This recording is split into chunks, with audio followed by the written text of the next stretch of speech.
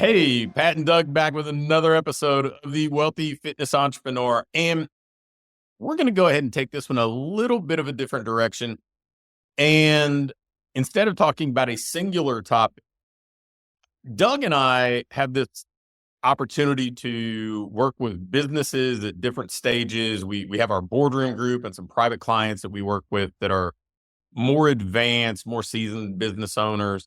And then we work with some people who are at earlier stages of business, maybe haven't kind of fully turned the corner to having what I'd call their ideal business or something like that. And so I think we want to spend a little bit of time in this episode talking about the differences between the two. Where are those more advanced, more successful businesses different from the average businesses in our industry? That way, if you see gaps in what you're doing, it gives you an opportunity to improve. If you're not quite to that stage you want to be, it can be an aspirational thing that you can say, okay, here's how I can close those gaps. So we'll just start to unpack these things one by one. So Doug, what's the first thing that comes to mind when you think about the differences between the kind of average business owner and the great business owners in our industry? Yeah, I would say if we start at the top with marketing, right? We know marketing is always going to be part of any business. And I think the approach and the mindset of the advanced business owner, the more seasoned business owner, is that we're always marketing. We're always marketing. It's a 365 thing, and it's planned out and it's consistent. It's not this, I'm going to go shoot and try to get 100 clients tomorrow. And it's also not this, oh, I'm desperate, I got to go now market, or I'm slow and I need to go market. So when we work with the folks in boardroom, I try to really get them to, and they buy into it, work off of this monthly marketing plan where there's 12 months in a year and every month needs its plan. And we're going to execute the plan. And that generally smooths out a lot of what we see in the industry, right? If we look at growth trajectory of the average training gym, it's like we start off strong and then we get busy and it stresses our operations. And so we get busy and we stop marketing. And what happens when we stop marketing is the pipeline at the beginning stage slows down, and thus there's not a lot of new people coming in. And at first that's okay. But the reality is every fitness business has churn. And I think the churn is much higher than most people realize. And so all of a sudden you wake up and you had 50 clients and now all of a sudden you have 40 and you're like, oh shoot, I got to market. And it takes time to build that pipeline. Not every lead prospect is ready to buy. That's why we always want people at every single stage. And so that's the first one I would start with is the great business owners have a consistent marketing plan that's implemented month after month. Really, the only thing I would even add to it is I think one of the things that I enjoy most about the clients that we work with and kind of the historical track of the type of people I work with is it doesn't mean they're all the same, right? Like some people are really, really good at creating videos and being a face of their business and using that as a marketing outlet. Some people are great at local marketing, building relationships, strategic alliances, networking. Some people just pay to outsource it and have ads run as a piece of this. But I think that everybody has found something they can and will be consistent with, and it's always multifaceted too. I know that the marketing plan that you employed, kind of the framework that you shared with a lot of the owners we work with, there's an online advertising component to it. There's a local kind of strategic alliance, neighborhood-based marketing approach. There's a referral, a reactivation, a reconnection component. So it's always multifaceted. So you're never really just putting all your eggs in this one basket.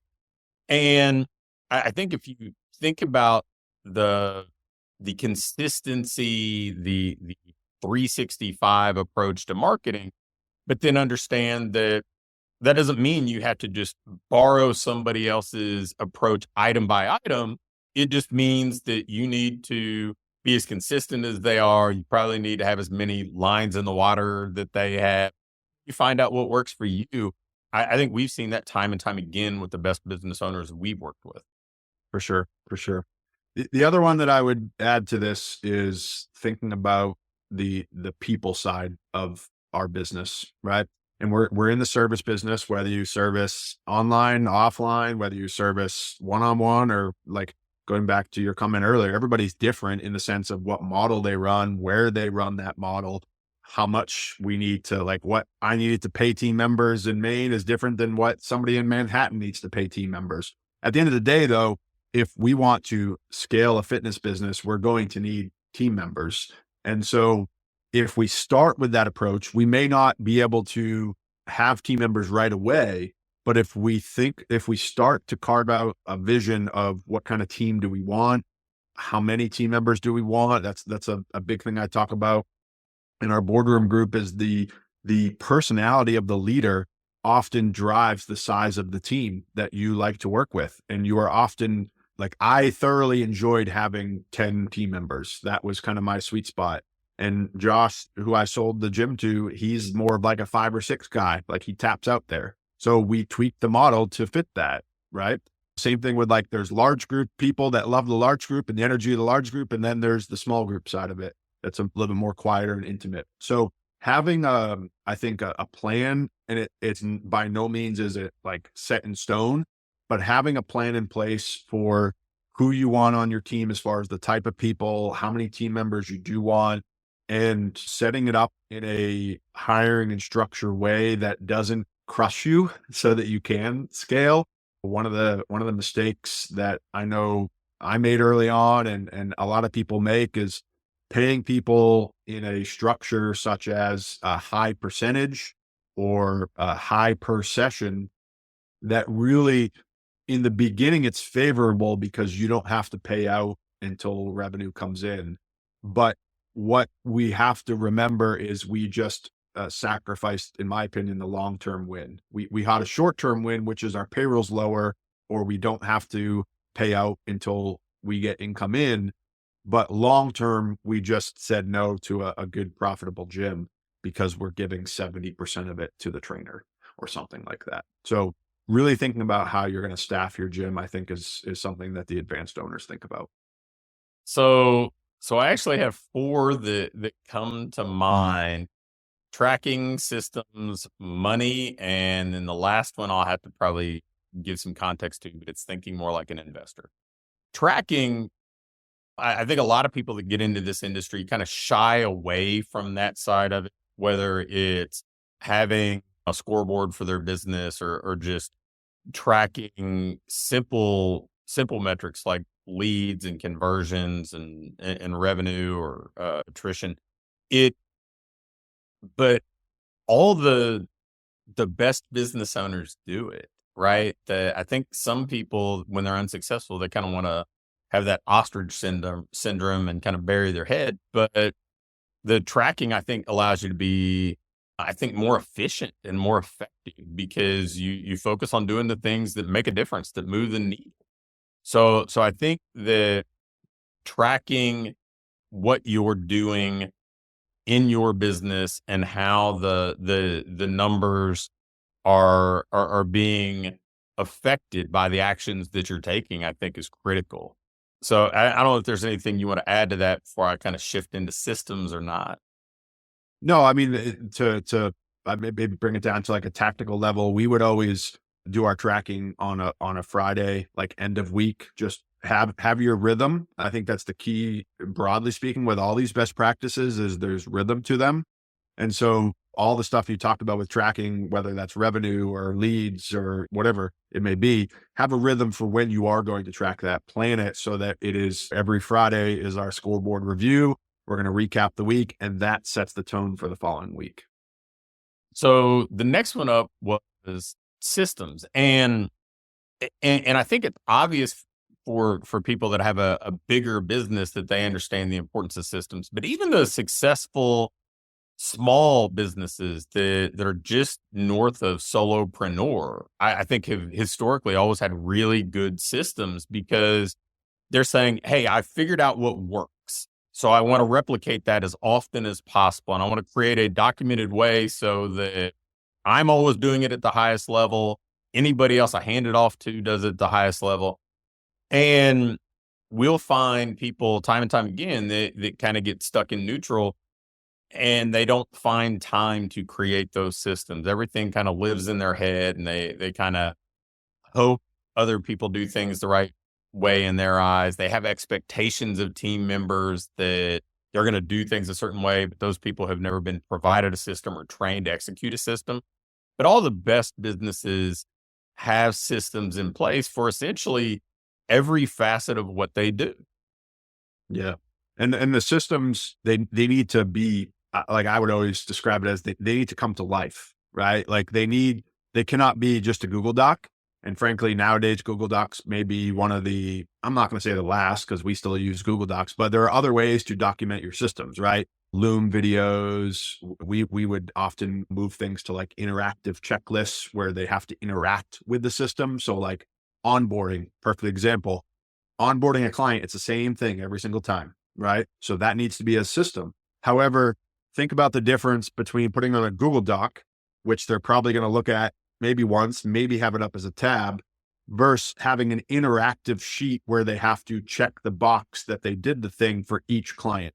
It's the same system, but it's interactive. So it comes to life, it gets used more. So making these systems come to life, I think is huge. Yeah. And I will tell you the systems coming to life also kind of suggest to me that they're always evolving. I think I made the mistake early on, even in my baseball coaching career. I thought, man, well, I get this playbook that has the way that we do things documented, I'm in the clear. But it's always this living, breathing thing. You're always going to find ways to improve it, to evolve. And having written operations manuals for franchises, I mean, yeah, it's kind of like the Google Doc thing. If it just sits there, it's going to get ignored. You have to find a way that gets people to consume it. Now, we obviously operate in a world right now where video consumption's at an all-time high. So that, I mean, think about how people consume information and do that. We used in my first iteration of business a literal like manila folder with a checklist that you had to check off each step. That there are more sophisticated, more virtual ways to do that stuff now, but the premise is the same. Like we have to facilitate the execution of things. So, and then the third that I see the best business owners do that maybe the ones who struggle or just don't get over the hump haven't really fully embraced is they take a very proactive approach to their finances. Now, I know that you are a strong advocate of profit first, but I mean, I would tell you even before I knew what profit first was, you would see the difference, right? Like the struggling business owner, the business owner is kind of stuck. They were always kind of paying themselves last, reactive to whatever was happening. Whereas the people that were doing better were always more proactive with their finances, whether it was automating money going in savings, whether it was paying themselves first, but they took a very proactive approach and understood that the business in part was designed to create wealth for them. I mean, it's kind of the premise in some ways of this show as a whole is to use the business to help you build the life, the wealth, the impact that you want to have. And I think the best business owners figure that out. And many do employ that profit first or some iteration of it approach, but all of them, even if they don't use that verbatim, take a very proactive approach to their finances. Yeah, I mean, really, if we boil it down, what did Profit First do? They took they built it into a manageable system. Speaking of systems, they built it into a manageable system that really played to, and Mike talks about it in the book, like you play to how we all run our finances, which is we log in and look at our bank account. Like for years and years and years, the finance world tried to get us to run off of P&Ls and all this other stuff. But the reality is for a small business, I'm going to wake up and I'm going to look at my checking account and that's how I'm going to gauge, do I have money or not? And so it's a system to make sure that that bank account always looks low because the money has been transferred out to these other accounts. So definitely a huge fan of the profit first model and hold the whole pay yourself first. The other thing that I would maybe add there is paying attention to what categories, what percent you want for each category, because as you continue to scale your business, the percentage can stay the same, but we want to make sure that for example, I like to see a 25 to ideally 30% profit margin. And so I'm understanding that if I'm only making $10,000 a month, that means I'm only going to make $3,000 a month. And that's okay. That's a grind to get to $20,000, $30,000 a month, where now that 30% is much larger. But on the flip side of that, we can also have the negative, which is I was working with a boardroom client just a couple weeks ago we woke up and looked at his payroll percentage, and it's well over 50%. And so his top line has grown, and he's grown really well, but all of a sudden higher, which is great, a little bit more free time, but now profit margin actually shrank because payroll's high. So again, all problems that every business owner faces, whether we're talking about advanced or whatever. But if we can really set the tone to keep track of our finances, that 30 to 40% goes to payroll, not 60%, right? Things like that help keep us, it keeps the business healthy so that we can really, at the end of the day, protect how much we're personally able to generate or pull out of the business. Yeah, and the last one that I think of, and this is maybe a little bit more complicated to explain, but it's thinking like the best business owners think like an investor. They don't think like a day trader or a check into cash person that's looking for some desperation, immediate gratification type of thing. They're saying, okay, how do I build things? I understand that things compound. If I'm hiring a team member, it's not because I'm in this desperation panic mode. It's because I want to grow. I want to scale. I know I'm going to have to invest in this person. If I scaling the business, it's not just because top line revenue is this sexy number. It's because I'm trying to build something that helps me feed my ultimate goals as a business owner. And so I just think that mentality of kind of breaking away from that almost day trader, or even worse, check into cash person, where it's like, I'm willing to, like, the check into cash person I think of is like, I'm willing to do something desperate to make a little bit of money now. And then the day trader is just always looking for immediate gratification and has no real foresight into where they're going. They don't think about compounding. They don't think about, am I building a durable business? Am I installing systems and habits that do compound over time? So, so I think that kind of overarching approach or mentality is paramount in the best business owners I've seen. Yeah, for sure. I mean, going back to systems for a second, systems won't change your revenue this month, right? And that's why I think they from an operational standpoint, everybody thinks they need them. They know they need them, but it doesn't impact your revenue today. But what it does do is give you, I love the word durable, give you a more durable business so that you are around multiple years from now, so that you do have more free time a year from now. And so just like an investor, I'm not necessarily looking for a return today. I'm looking to create future wealth down the road. And you can look at it in any category of our business. I mean, you think about it from a marketing perspective. If I dial in my cost per lead, now it really just becomes a dial of how much cash flow can I spend and allocate towards marketing. If I need to ramp up lead generation, if I know my cost per lead and I want to go double my leads, in theory, I understand it's not this black and white, but in theory, I just mess with that amount that I spend. And if my cost per lead stays roughly the same, I'm going to generate more leads. Same thing on on any side of it. Having that delayed gratification can certainly play a huge part in long-term success of the business. And then we say it a lot, and I think it can't be overstated, which is making sure we use the cash flow from this business to think like an investor, right? And yeah, internally we want to think like an investor, but we also want to make sure that any cash flow that the business does generate, we pull that out and invest it in something that is going to have that long-term wealth creation, whether that be index funds or real estate or another business, whatever it may be. We want to make sure we're putting that money to work and not just letting it sit there, because I never really understood this statement until it actually happened to me, which is the bigger a business gets, the hungrier it gets.